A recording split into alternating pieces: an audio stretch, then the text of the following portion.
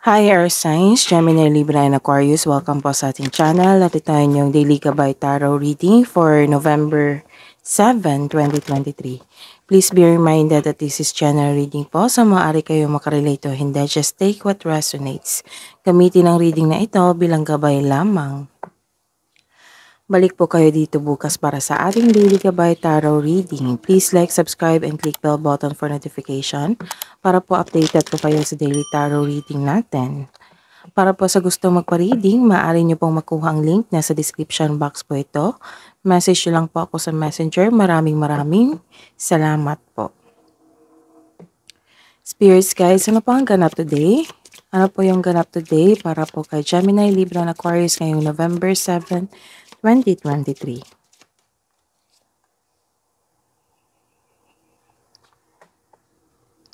Some of you, magkakaharap ng iyong kaalitan, magkakaroon kayo ng conversation, or magkikita kayo sa isang korte, sa isang attorney, or sa isang barangay. Magkikita kayo sa barangay or mag-uusap kayo. Magkaroon na ng judgment or justice. And may isang may concern kayo. May iniisip kayo na worried kayo sa isang sitwasyon, sa isang tao. Ayun po, may concern po kayo. Wow, this is unexpected income. It might be may concern kayo sa unexpected income na nagkaroon ng delay or may concern kayo sa isang tao.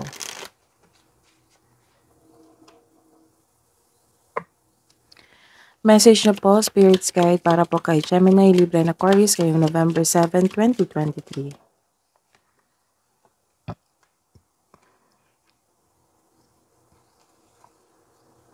Miracles. Ang ganda. Unexpected income and miracles. Expect the wonders to emerge. So, expect miracles. And lie back, rest, and relax.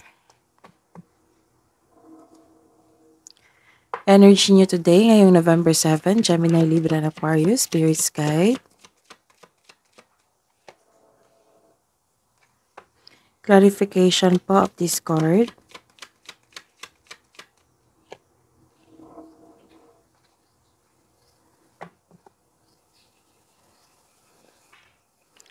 Career and money ni Gemini, Libra, and Aquarius, Spirits Guys, ngayong November 7, 2023.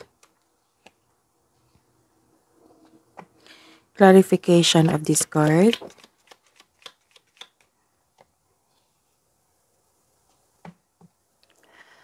Love and romance, self-love, partnership, and romance. Para po kay Gemini, Libra, and Aquarius ngayong November 7, 2023, Spirits Guide. Clarification of this card.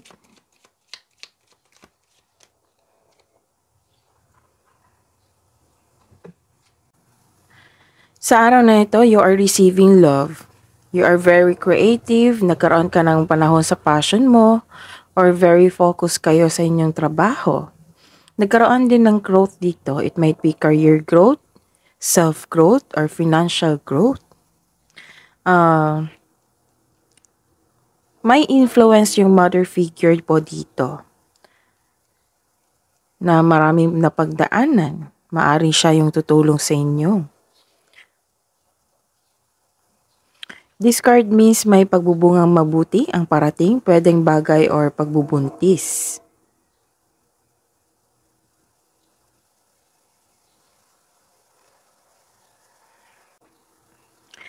This is also means fertility. So, sa ayaw magbuntis dyan, mag-ingat po. Sa mga gusto, congratulations in advance.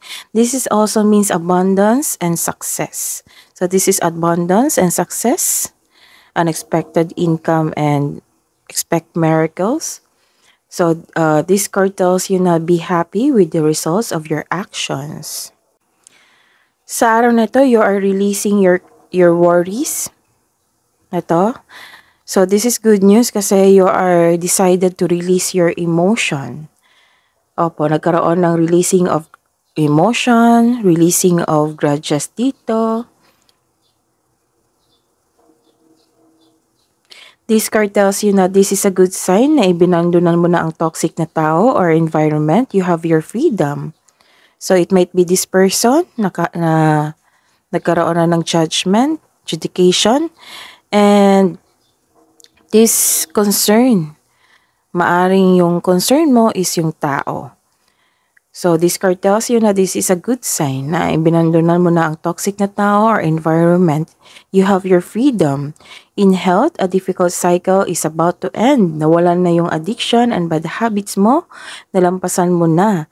And some of you, nagkaroon ng sakit last day. Oo. Last week. So, this is called recovery.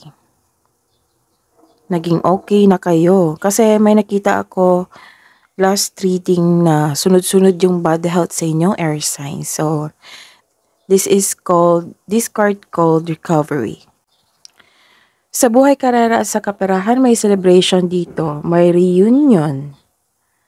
May ganap na groupings or collaboration dyan sa trabaho mo o sa negosyo. Itong mga taong to ay buo ang suporta sa iyo. Maaring family mo ito. Magkaroon kayo ng outing or team building. Magkaroon kayo ng outing na inyong kasamahan sa trabaho or team building. Mag-ingat lang kasi may nakikita ako dito sa inyong buhay karera na may masungit na customer or client ngayon or sensitive ito. Kaya kailangan ng mahabang pasensya at pag-intindi. Sa kaperahan, this card asks you to pay attention to your income at sa paggasta. Sa buhay pag-ibig, spend time with people who inspire and motivate you. May sinasabi rin dito na magkakatagpo ka ng kapareha through friends connection.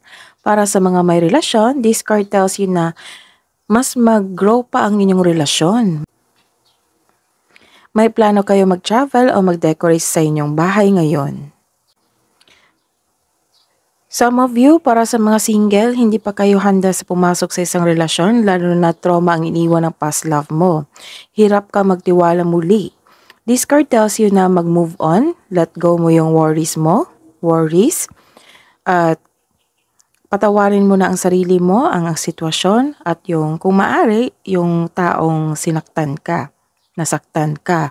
Para sa mga may relasyon, isa sa inyo hindi maka-move on, naging toxic ang relasyon, naubusan ka ng pag-asa, siguro may nasabing hindi maganda ang kapareha mo na nagdulot ng trauma sa iyo. Kailangan yung mag-usap ng mahinahon, open up yourself na ito yung daing mo, give up your worries. Don't worry, magkakaroon ng pag-uusap dito kasi maayos yung sitwasyon nyo dito eh. So, it might be this situation is nangyari na. Hidden truth, anong iniisip mo, anong iniisip niya?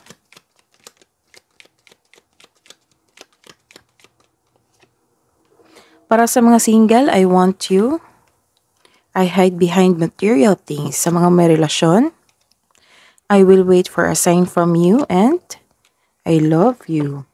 Sa mga single, love advice po. Para sa mga single dyan, na Gemini, Libra, and Aquarius, ngayong November 7, 2023. You are worthy, you are loved.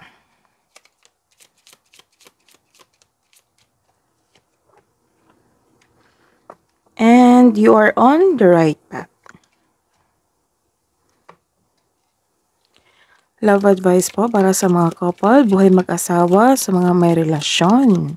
Gemini, Libra, and Aquarius ngayong November 7, 2023. Deeply, may pag-uusap nga.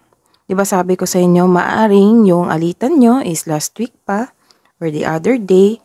So, nagkaayos kayo dito. Mag-aayos pa kayo sa inyong bahay. Or may bala kayo magkaroon ng romantic trip. So look deeply within to discover your sole purpose in your relationship.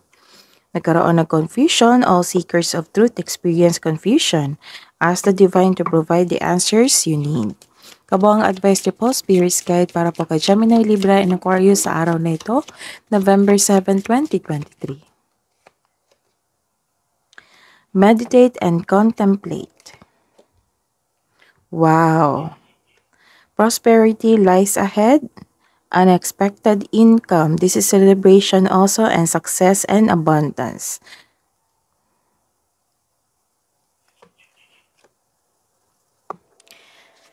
Spirits, guys, angels, archangels, guardian angels, message po para po kay Gemini, Libra, and Aquarius sa araw na ito, November 7, 2023.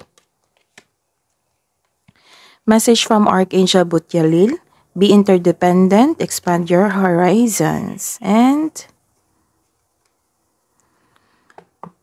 message from your guardian angel, love yourself unconditionally, ask for help. That is your reading, Gemini, Libra, and Aquarius. Please like, subscribe, and click bell button for notification para po updated po kayo sa daily tarot reading natin. Maraming salamat po.